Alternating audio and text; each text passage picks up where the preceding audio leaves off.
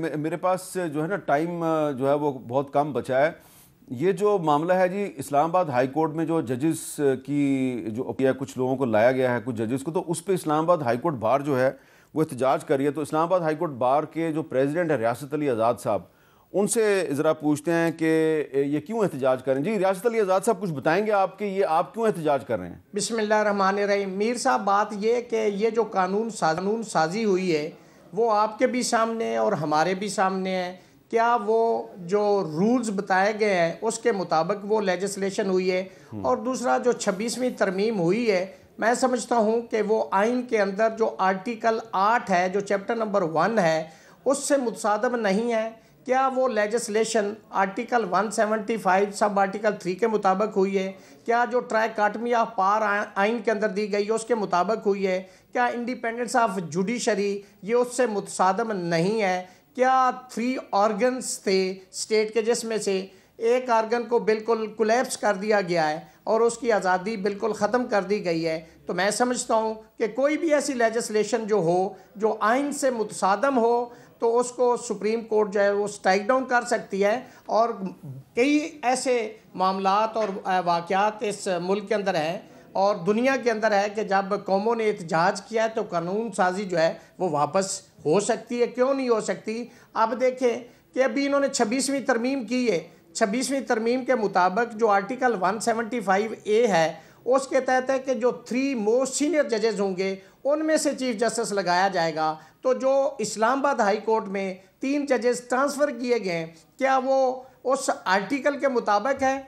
अगर आप उस आइन को मानते हैं, 26वीं तरमीम तो हुकूमत ने की, उसको तो मानना चाहिए। क्या ये विद मेलाफाइडी नहीं है कि आप बाहर से जजेस ले आएँ, इसलिए कि 26वीं तरमीम करके आपने मंसूर अली शाह साहब का रास्ता रोका और अब आप 3 जजेस ला के मिस्टर जस्टिस मोहसिन अख्तर कियानी का रास्ता रोक रहे हैं? क्या ये विद मेलाफाइडी और मेलस पे मबनी नहीं? हमने तो फैसला किया, चूंकि बार का एक रोल होता है। बार हमेशा गवर्नमेंट की अपोजिशन हुआ करती हैं। बार जो है उनका रोल अवाम की तर्जुमानी होती है, उनके हकूक़ की तर्जुमान होती है। तो हम तो अपना एहतजाज इसलिए कर रहे हैं, हम अपना रोल एज्यूम कर रहे हैं जो हमें दिया गया है, तो हम इस पे एहतजाज भी कर रहे हैं। बहुत शुक्रिया रियासत अली आज़ाद। इसी मामले में रऊफ़ अता साहब सुप्रीम कोर्ट बार के सदर हैं, उनसे बात करते हैं। रऊफ़ साहब, ज़रा बताएंगे आपके ये जो इस्लामाबाद हाई कोर्ट में जो जजेस की अपॉइंटमेंट हुई है, इस पे जो रियासत अली आज़ाद साहब हैं वो तो इसके खिलाफ एहतजाज कर, आपका क्या मौक़िफ़ है? देखिए, एहतजाज करना हर किसी का हक़ है, लेकिन मैं आईन पाकिस्तान के हवाले से जो बात करना चाहूँगा कि दस्तूर पाकिस्तान का आर्टिकल 200 जो है वो वेल डिफ़ाइन मेकनिज़म फ्राहम करता है कि किसी भी जज को एक हाई कोर्ट से दूसरी हाई कोर्ट में तबादला करने के लिए इसका तरीक़ाकार जो उसमें वज़ा किया गया है, सदर पाकिस्तान को ये इख्तियार दिया गया इस आर्टिकल के तहत कि वो एक हाई कोर्ट से दूसरी हाई कोर्ट में बजुज़ रज़ामंदी उस जज के जिसको ट्रांसफ़र किया जा रहा है और उसके बाद उस चीफ जस्टिस पाकिस्तान से मशावरत करना ज़रूरी है और उसके साथ साथ जो रेलिवेंट कोर्ट्स हैं उनके चीफ जस्टिस की रज़ामंदी भी और उनकी मशावरत जो है वो भी लाजमी है।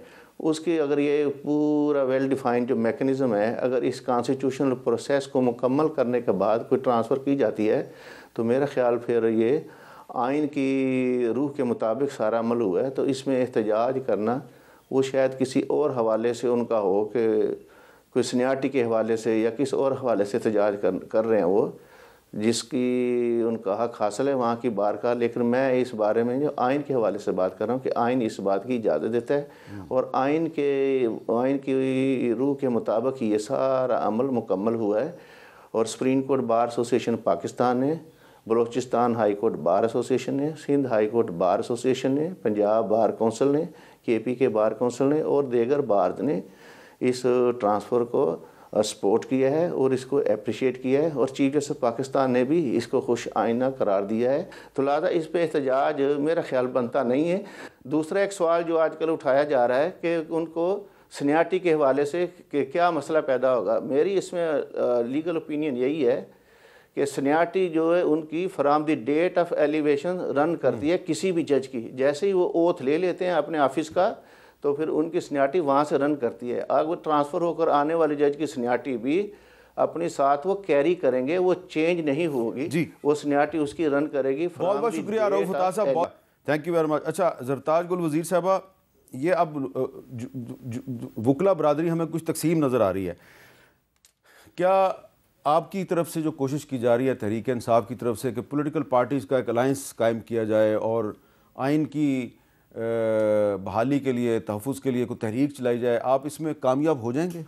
देखिए मीर साहब, इंसान अपनी कोशिश कर सकता है, इंसान अपने ज़मीर के मुताबिक हक़ के लिए लड़ पड़ता है, पीसफुल एहतजाज करना सबका हक़ है। बट अफसोस की बात यह कि मौजूदा हुकूमत इट्सेल्फ ख़ुद मुतनाज़ा है, पीका एक्ट में भी मुतनाज़ा है, 26 फ़ाइनी तरमीम में जजों के जो मसाइल आए हैं वो भी मुतनाज़ा है, फिर इलेक्शन भी मुतनाज़ा है। तो इतने सारे मुतनाज़ात हैं इस हुकूमत को, लेकिन इस हुकूमत की ये कैपेबिलिटी और कैपेसिटी नहीं है, ना क्रेडिबिलिटी कि ये कोई मामलात को फोरसी कर सके या कोई हल निकालें। बहरहाल जो पोजीशन हम हैं और जो ये जितने भी फोरम्स हैं उस पर हम इन फंडामेंटल राइट्स के लिए जो सस्पेंड है, ये जो आइन के साथ 26 फ़ाइनी तरमीम के बाद या जजों के साथ जिस तरीके से या पिका एक्ट में जिस तरीके से हमारे मीडिया के साथ सलूक किया जा रहा है, या जिस तरह हमारा मैंडेट चोरी किया गया और अभी 8 फरवरी आने वाला है, अपने कैदियों के लिए, अपने कारकुनान के लिए हम आवाज़ उठाते रहेंगे।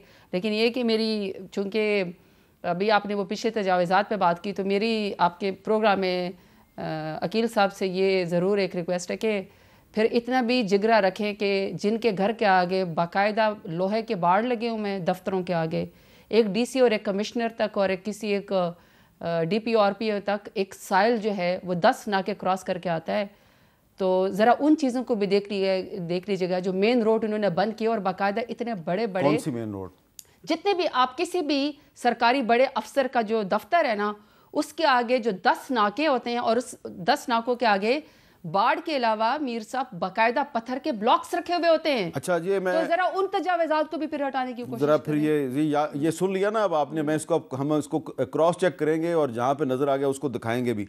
लेकिन अकील मलिक साहब, क्योंकि आप वकील भी हैं, तो आपके एक वकील साथी हैं सलमान अकरम राजा साहब, उन्होंने आज सिविलियन के मिलिट्री ट्राई केस में सुप्रीम कोर्ट के सामने ये कहा है कि मुझ पर FIR है कि 26 नवंबर को 3 रेंजर्स अहलकारों को मैंने कत्ल किया, और FIR में इल्ज़ाम लगाएगा कि मैंने ही कत्ल का मंसूबा बनाया। मुझे कहा जा रहा है अदालतों में और TV पर बोलना बंद कर दो, वरना तुम्हें रेंजर्स अहलकारों के कत्ल पर मिलिट्री कोर्ट्स ले जाएंगे। हो सकता है मुझे 7 फरवरी को इसी केस में गिरफ्तार कर लिया जाए। आर्मी एक्ट में सिविलियन से मुतल्लिक दफ़ात दहशत गर्दों के लिए हैं, मगर हुकूमत अपने मुखालफिन पर लगा रही है। और ये बातें राजा साहब ने सुप्रीम कोर्ट ऑफ पाकिस्तान के एक बेंच के सामने की है। तो अकील मलिक साहब, 8 फरवरी से पहले हुकूमत PTI के लीडरों को गिरफ़्तार करना चाहती है, ज़रूर करे, लेकिन इस तरह की धमकियां देना ये मुनासिब है?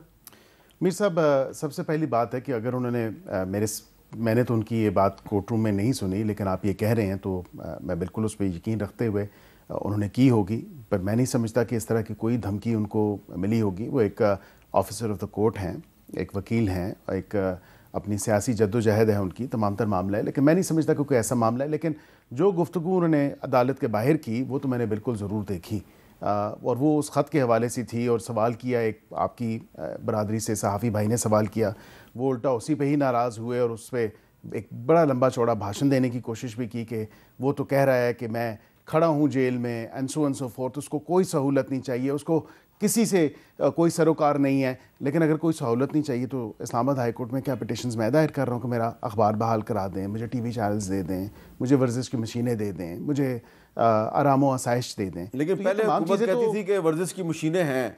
पिटिशन्स आए रोज़ ये लोग दायर करते हैं, तो है ना, वर्जिश की मशीनें तो हैं, देसी घी से बने हुए खाने भी हैं, अखबार भी अब हो गई है, TV भी बहाल हो गए हैं, तो ये फिर क्यों बार बार एक पिटिशन करते हैं? मुझे भी ले जाके दिखा देना। एग्जैक्टली मीर साहब, please, standing committee for human rights की मैं मेंबर हूँ। 3 दफ़ा स्पीकर साहब को, जेल इंतज़ामिया को, पंजाब हुकूमत को हम लिख चुके हैं कि हम अडियाला जेल से स्टार्ट करके तमाम बैरक्स, तमाम ख़वातीन की, तमाम पॉलिटिकल कैदियों की और तमाम कैदियों को जो है विद मीडिया हम जाके जो है वो विजिट करना चाहते हैं। ये अलाउड कर दें, दूध का दूध, पानी का पानी हो जाएगा। जितनी सहूलियात इन्होंने दी है चीफ जस्टिस हर साहब ने दफा एक कमेटी बनाई हुई है जिसमें खदीजा शाह साहिबा भी हैं, दीगर लोग हैं, आसिमा स्टैंडिंग साहब कमेटी भी फॉर हैं। ह्यूमन राइट्स का ये हक है, वो जाएं, क्या बिल्कुल जाएं। नहीं हमें फिर रोका जाता है हमारे अभी तो तक। खदीजा शाह साहिबा को इजाजत मिली है इमरान खान को मिलने की? किसी स्पेसिफिक मुल्जिम को मिलने की इजाजत नहीं होती, ओवरऑल आपने देखना है। अच्छा, अगर आपको मीर साहब, कमेटी का मेंबर बनना ही किसी मखसूस प्लान के तहत है तो फिर ये नहीं मीर हो साहब, सकता। ओवरऑल आप जाएं, पूरे पाकिस्तान की जेलें विजिट करें, कोई आपको मना नहीं कर रहा,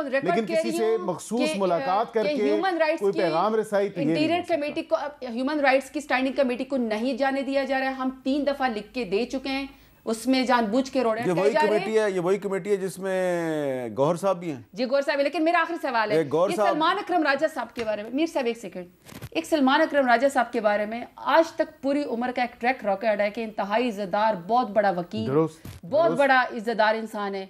अब उसका सबसे बड़ा गुनाह हो गया क्योंकि उसने एक पॉलिटिकल पार्टी ज्वाइन कर ली, ठीक है, इसलिए अब आप उसको ये कहते हैं कि वो दहशतगर्द है। यानी आज तक जितनी उम्र का उसका ट्रैक रिकॉर्ड है वो बिल्कुल ठीक था। ये शेर अफजल मर्रद भी उनके खिलाफ यही बात कर रहे हैं। नहीं, हम तो कोर्ट ऑफ लॉ की बात कर रहे हैं। ये सलमान अकरम राजा साहब नवाज शरीफ साहब के वकील थे।